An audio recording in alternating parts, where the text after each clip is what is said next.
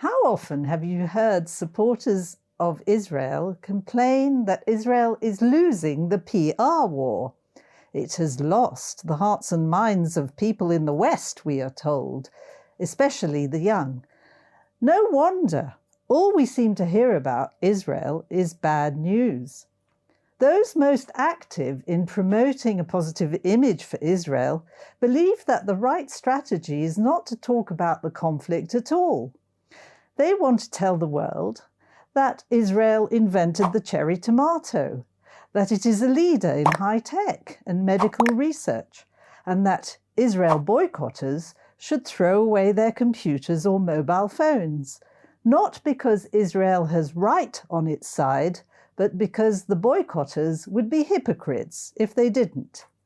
But this is to avoid challenging the main misperception behind the campaign against Israel. What use are cherry tomatoes if they are allegedly grown on land Israel stole from the native inhabitants, the Palestinians? We can reframe the debate. Let's start by exploding 8 common myths. Myth 1, it's the Israeli-Palestinian conflict. Context is key. Framing the conflict as Israel-Palestine allows the Palestinians to appear the underdogs. In reality, they have the support of the majority of 300 million Arabs and 1.6 billion Muslims. There are barely 7 million Jews in Israel, or 14 million Jews worldwide. We need to zoom out and see the larger context. Until the 1960s and the rise of Palestinian terrorist groups, the main actors in the Middle East conflict were the governments of Arab states. Zionism was a useful distraction for these regimes from their domestic problems. From the outset, these regimes declared war on their own Jewish minorities, making their exodus inevitable. By the 1980s, however, Israel's main enemy became militant Islam, whether in the form of the fanatic Ayatollahs of Iran or the Islamists of Hamas and Hezbollah. But the media still tell us that the conflict is between Israel and the Palestinians over land. Myth 2. Israel commits the ethnic cleansing of Palestinians. This canard is based on the fact that some 300 to 700,000 Palestinian refugees left or fled Israel in the 1948 war. This number is now 5 million, as the Palestinians are the only refugees allowed to pass on their refugee status to their children, grandchildren, and great-grandchildren, according to UNRWA. But the number of Arabs in Israel has actually risen from 160,000 in 1948 to over 1 million. Some ethnic cleansing. Contrast with the plight of Jews from Arab countries. 850,000 were forced to flee after 1948 by persecution and mob violence, or the threat of violence. In this exodus without precedent, a larger number of Jewish refugees was driven from Arab countries than Arabs from Israel. Most Arab and Muslim countries are now Judenrein. Only a few thousand Jews remain in Morocco, Tunisia, Iran, and Turkey. Most Jewish refugees were resettled in Israel, the rest in the West.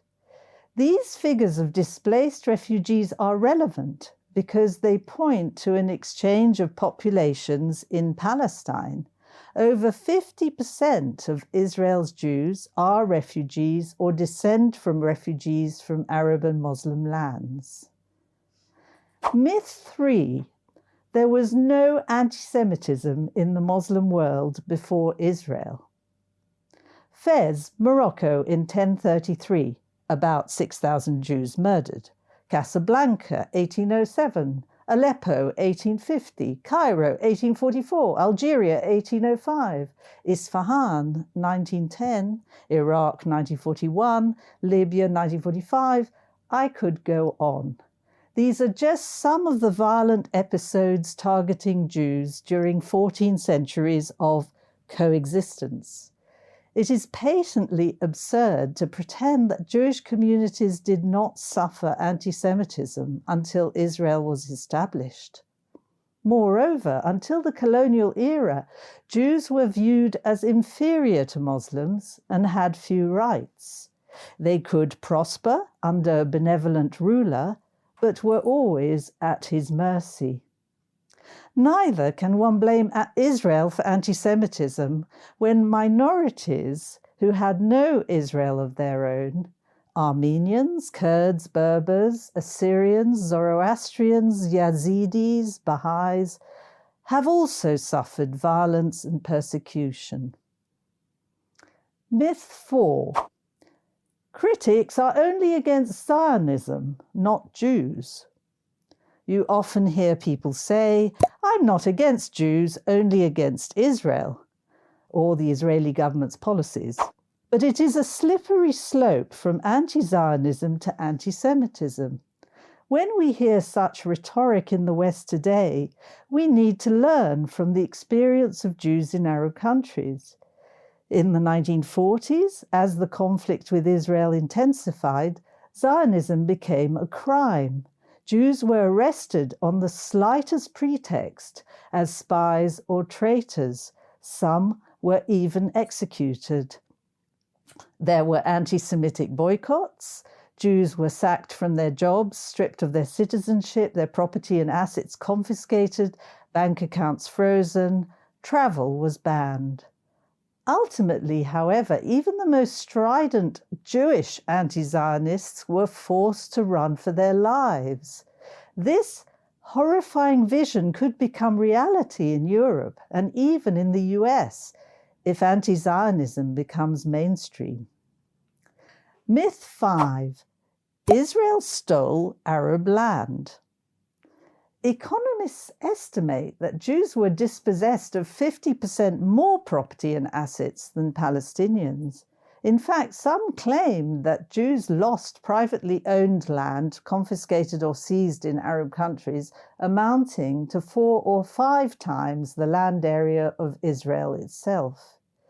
Even in what is now commonly known as Palestinian Arab land in the West Bank and Jerusalem, Jews owned significant amounts of property before the Jordanian conquest of 1948. In the Arab and Muslim world, Jewish property amounting to billions of dollars was abandoned or seized when their owners were forced to flee. The Jews have never received compensation. Myth 6. Israelis are the new Nazis. This is perhaps the most offensive allegation of all. Nazism's victims, the Jews, now oppress the Palestinians. Many allegations turn out to be lies or libels, but this myth also assumes that Palestinians were innocent bystanders to an exclusively European phenomenon, the Holocaust. In fact, the Palestinian leadership was complicit with the Nazis and sought to implement the final solution to the Jewish problem in their sphere of influence. Hitler had significant support in Arab countries. The Palestinian Mufti of Jerusalem was an anti-Semite before he was an anti-Zionist. He played a significant role in inciting the Farhud massacre of hundreds of Jews in Iraq in 1941 and obtained Hitler's permission to carry out the extermination of the Jews of the Arab world. He worked with the Muslim Brotherhood.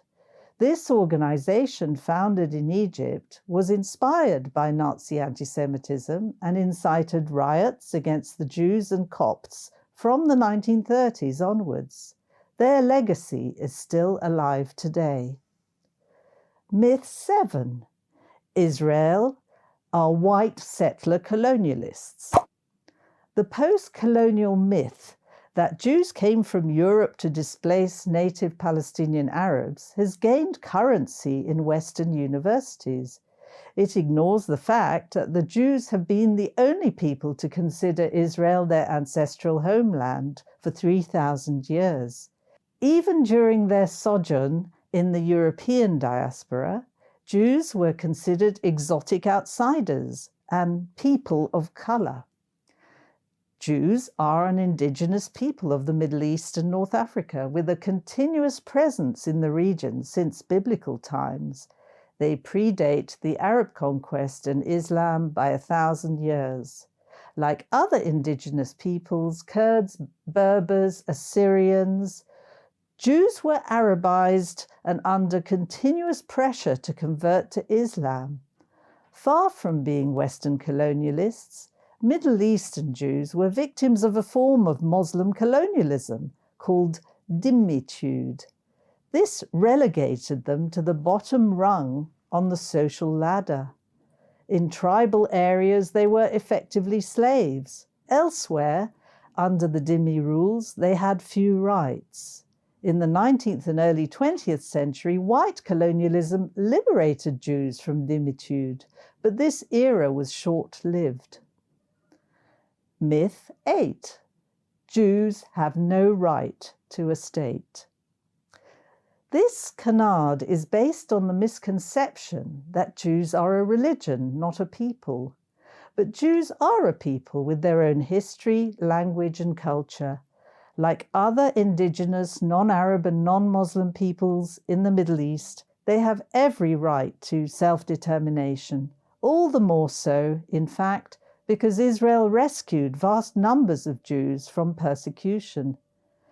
People imagine that only Arabs have political rights in the Middle East, but this is not so. The lesson Israel has taught other indigenous peoples is this: to survive in that region, you need to have your own sovereign state and the power to defend it. To conclude, the 8 myths I have identified turn the truth on its head. 1. The conflict is not between Israel and the Palestinians, but a religious war between militant Islam and non-Muslims. 2. The biggest act of ethnic cleansing in the Arab-Israeli conflict took place against Jews. 3. Israel is not to blame for Arab and Muslim antisemitism. Jews have suffered persecution, pressure to convert, and sporadic pogroms during the 14 centuries that Jews and Muslims lived side by side. 4. One cannot distinguish between Jews and Zionists because sooner or later our enemies elide the two. 5.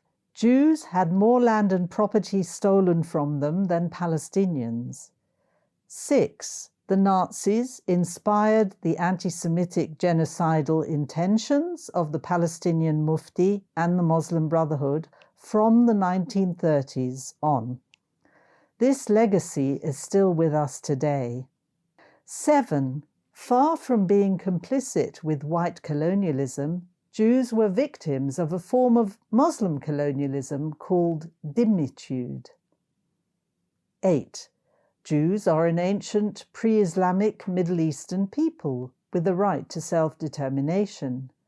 The anti-Israel narrative has good reason to ignore the expulsion of Jews in Arab countries and their history of anti-Semitism. It ignores the progressive elimination of Arabized and Islamized non-Arab, non-Muslims or heretical Muslims in the region. It is not enough to challenge the lies. We need to set our own agenda and take the fight to the other side. We need to put Jewish rights at the forefront of the debate. We need to restore Mizrahi Jews to the argument. We need to talk about historic and more recent Arab and Muslim anti-Semitism. We need to reframe the debate. Thank you for watching. I'm Lynn Julius, and this is JTV.